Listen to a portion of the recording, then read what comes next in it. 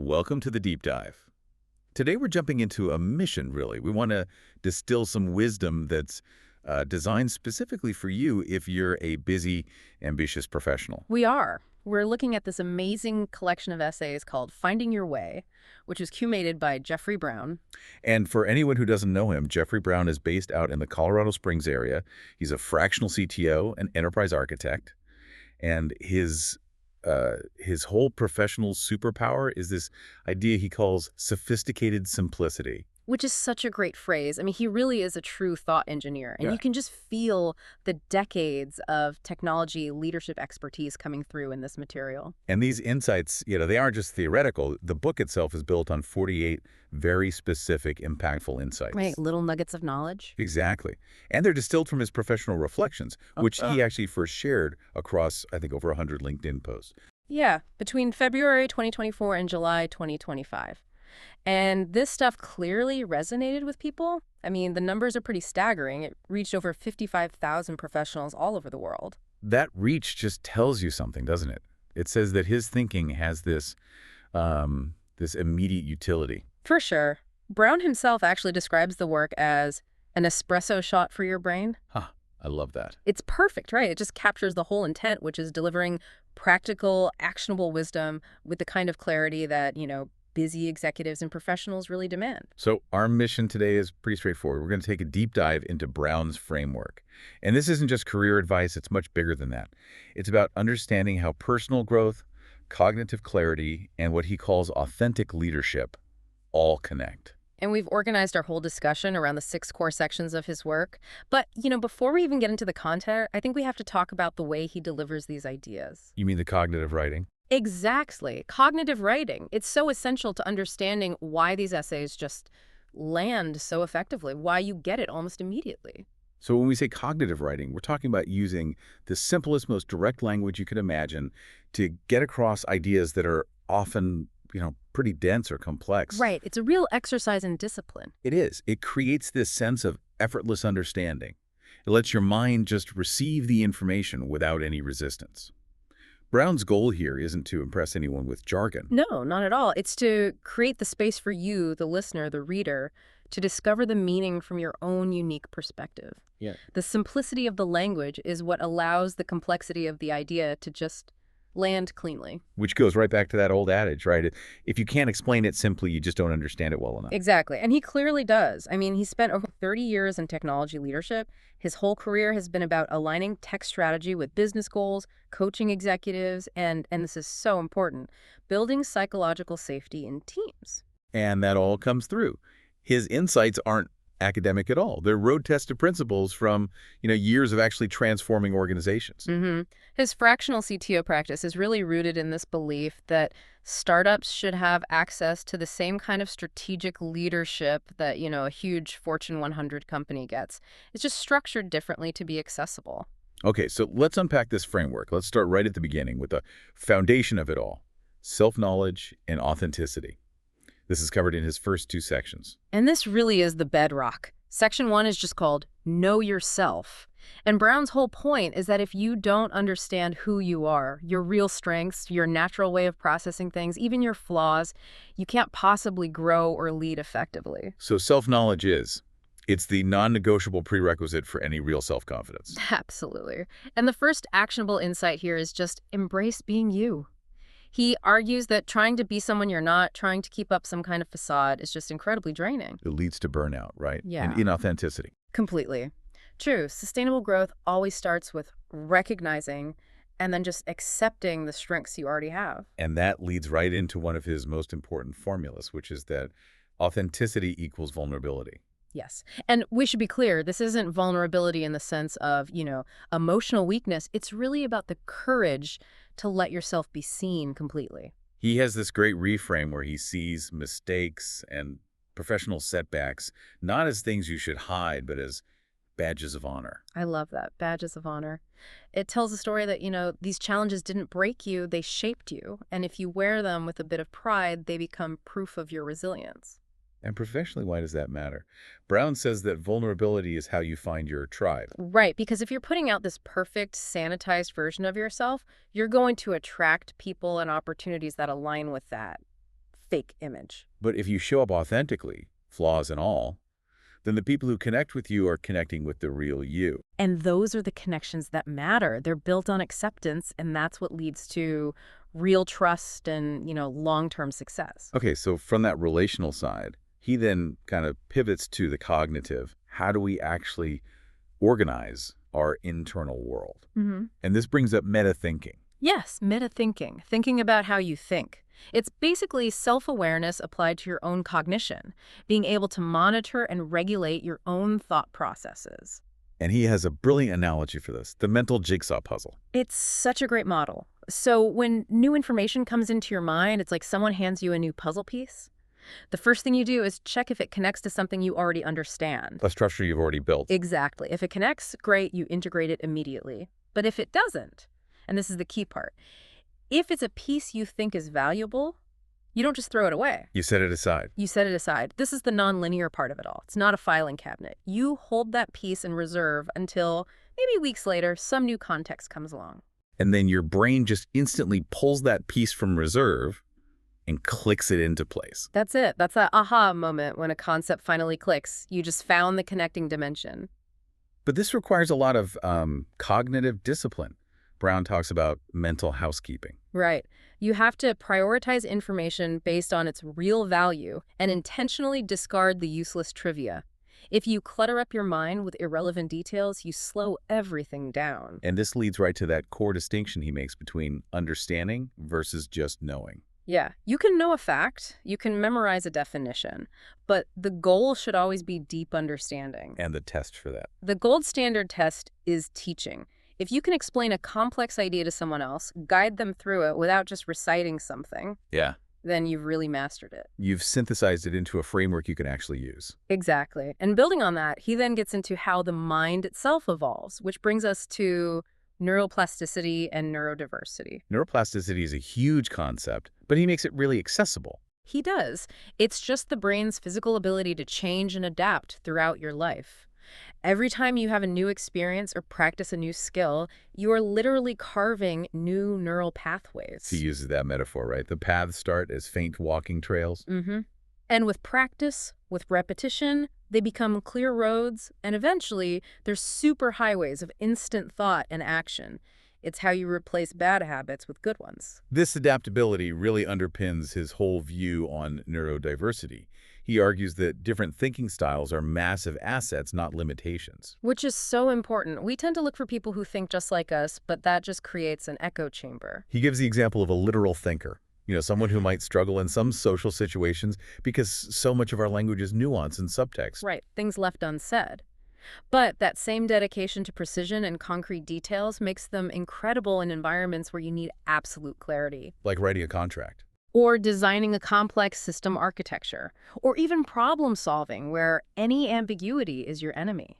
Their cognitive map is just different, and that's a strength. So on a team or in a society, embracing all these different cognitive maps, this neurodiversity, is just essential for resilience. Absolutely. A team with diverse ways of thinking is inherently stronger and way more likely to innovate. There's no single correct way to think. Okay, so once we've established the self and the cognitive framework, Section 2 dives right into the internal challenges, the stuff that holds us back, starting with self-validation.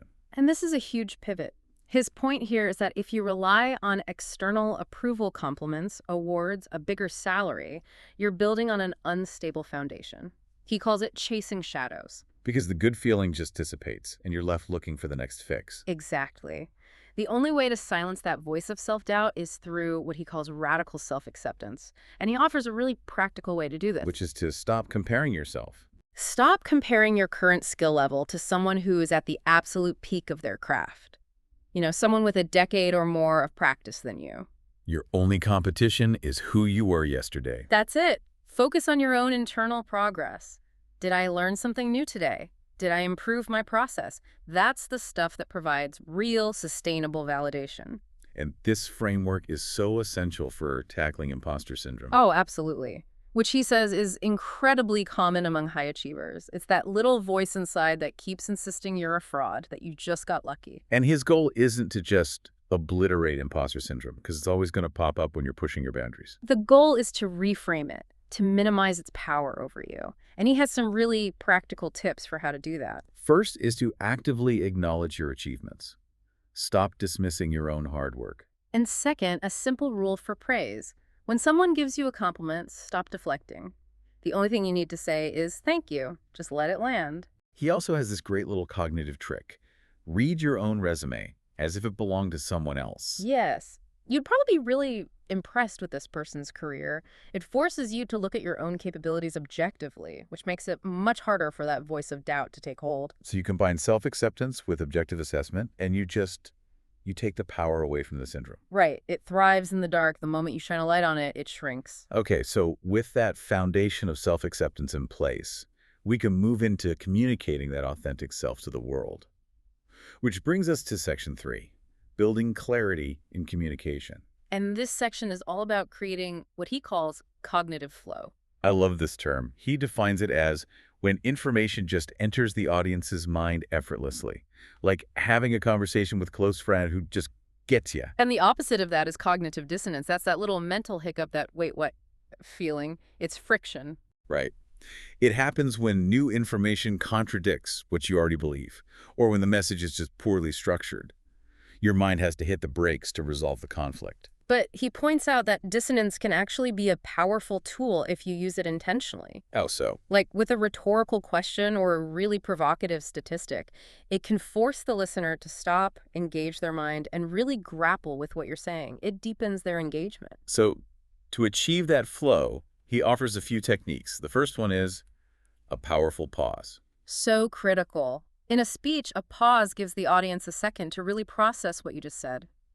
In writing, it can be a line break, a new paragraph. It's a mental breath. Yeah, and then there's the mantra, clarity always wins. Yes. This is about avoiding explaining things through negation. Don't say, it's not like our old product, just say what the new product is. Because explaining through contrast forces the listener to hold two opposing ideas in their head at the same time. Exactly. It creates that dissonance we were talking about, and it slows down the flow. And related to that is the idea to translate, don't simplify.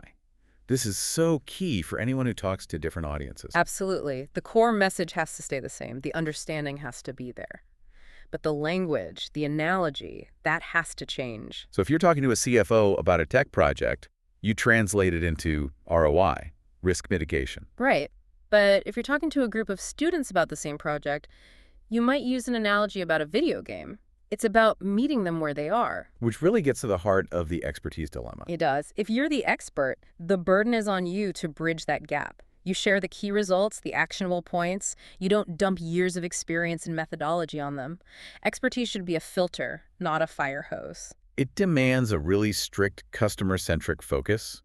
Every single communication has to be framed around what the other person needs. So instead of saying, here's what I built, you say, here's how this helps you. You're talking to them, not at them. Now, in today's world, we have to talk about how technology, especially AI, fits into all this.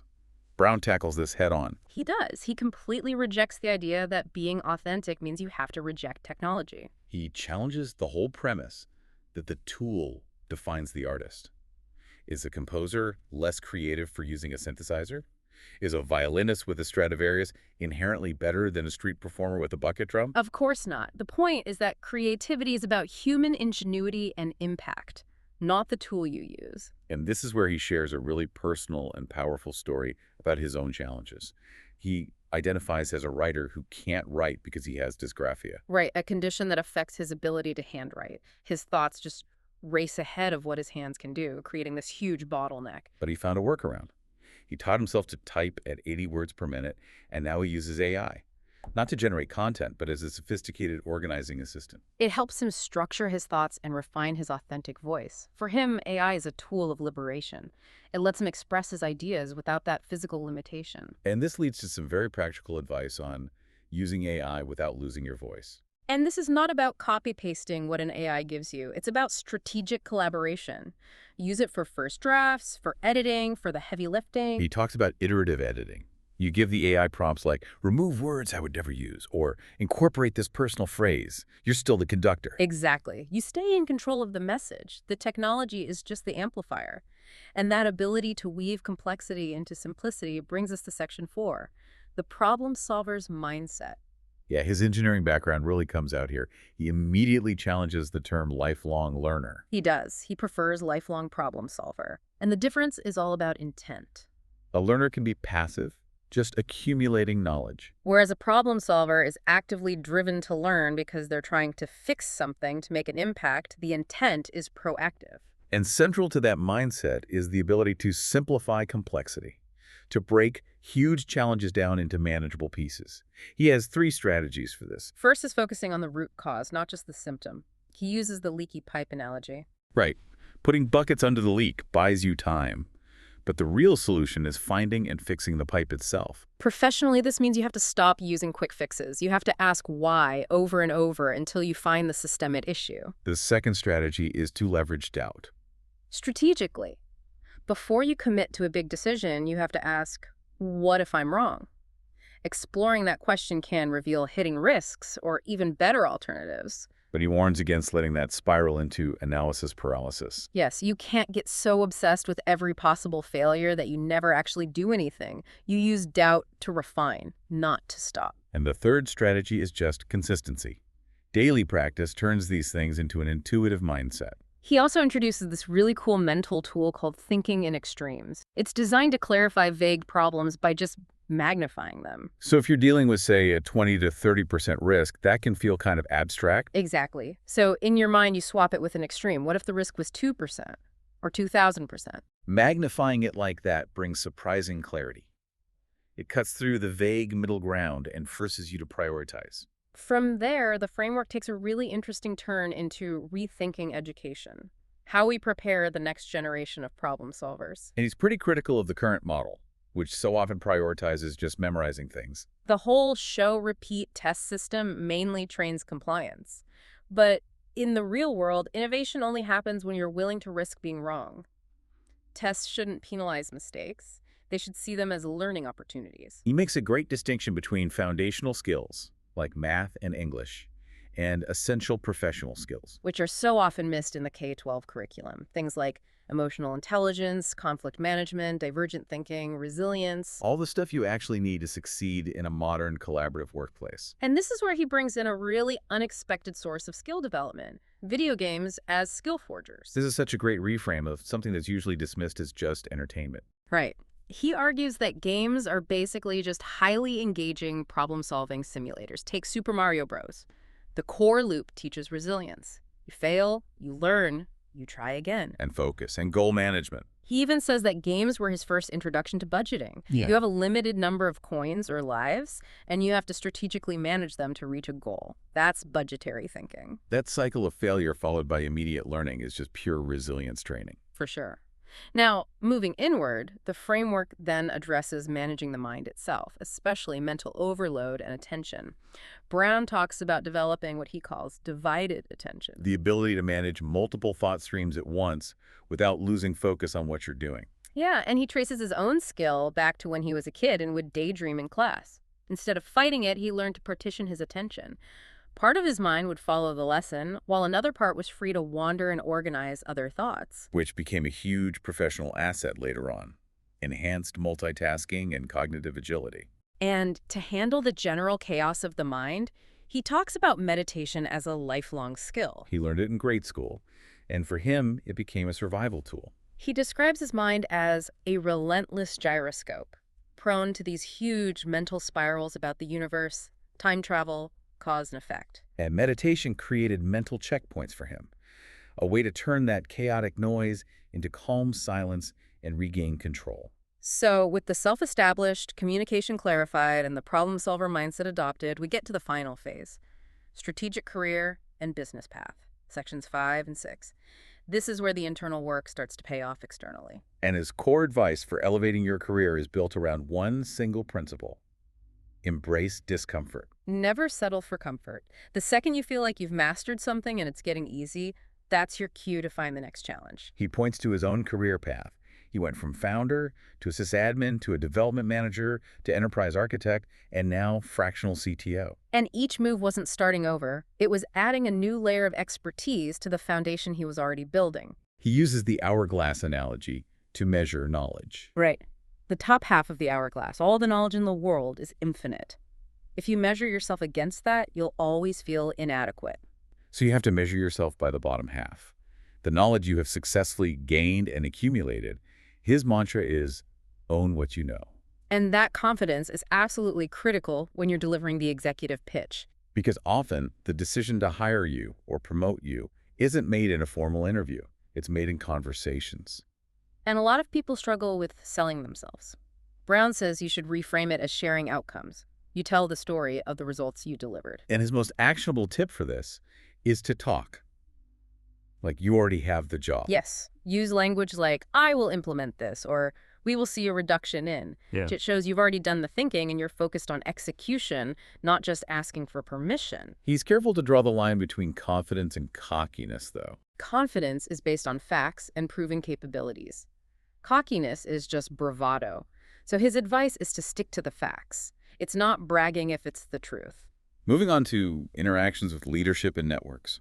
He uses his old high school sports mantra, respect all, fear none. Executives deserve respect, but fear just gets in the way of clear communication. And when you're talking to them, you have to bring solutions, not just problems. He makes a crucial distinction here between risks and obstacles. A risk is something your team can and should mitigate. An obstacle is a barrier that's outside your team's control, a missing resource, a policy conflict. The things that require executive intervention. Exactly. He uses the analogy of a ravine. If your team hits a ravine, it's not their job to waste a day trying to get around it. It's the executive's job to approve the resources to build a bridge. And the strength to do all this ultimately comes from your network as a strategic asset. He treats networking like a core discipline built on trust and shared intent. A good network is like a professional compass. It gives you momentum and clarity. And it's an active process. You have to feed your network. Add value to others, make introductions, be curious about them. Don't just reach out when you need something. And that intentionality is especially crucial when you're building a business with intention. Right. He warns new solopreneurs against saying yes to everything because you can accidentally become a charity worker. You have to define your business model, your pricing, your ideal customer. That clarity is what attracts the right opportunities. And you have to trust your pricing. He says pricing is a professional statement that commands respect. If you doubt your own value, so will everyone else. This intention also extends to the customer experience, especially when things go wrong. He tells this amazing story from his father's business about turning customer frustration into something positive.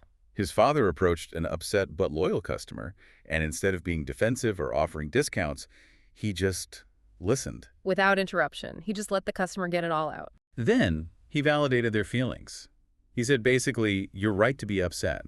And only then did he ask the key question, what can we do to make it right? And the result was incredible. The customer, feeling heard and validated, just asked for a small store hat, far less than the father was prepared to offer. The insight is that when you listen, validate, and then invite them to be part of the solution, you turn an angry customer into a loyal advocate. Finally, Brown brings it all home by focusing on the one value that underpins everything: psychological safety. He says that people are the most valuable and the most fragile resource. In an environment without psychological safety, talent just withers. Burnout is rampant. And no paycheck, no matter how big, can fill that void. Leaders have to prioritize creating environments where people feel safe, respected, and truly valued. Especially now, with AI and automation changing the workforce. We have to remember that human connection and psychological health are still the most important things. This whole framework, Finding Your Way, is just such a powerful guide. It really does distill these huge, complex challenges into clear, actionable steps. You can really see the loop. Self-acceptance fuels confidence, which enables clear communication, which drives problem solving, and that all leads to strategic alignment and leadership. And on that note of strategic alignment and growth, especially with technology, it leaves us with a really challenging question. Right. We talked about how kids today are growing up as AI natives. They're instinctively comfortable with it. A lot of adults are still catching up. So we want to leave you with this final thought, building on Brown's ideas about intentional cognitive learning. How will you intentionally structure your learning and your professional path today, not next year, but right now, to make sure you're ready to be led by and to lead the next generation of AI native thinkers? It's a big question. It means being purposeful, embracing new tools without losing your own authentic voice, and getting ready to merge your experience with their innate digital fluency. We hope this deep dive into Jeffrey Brown's powerful insights helps you navigate your own journey to finding your way. Thank you for joining us. Until next time.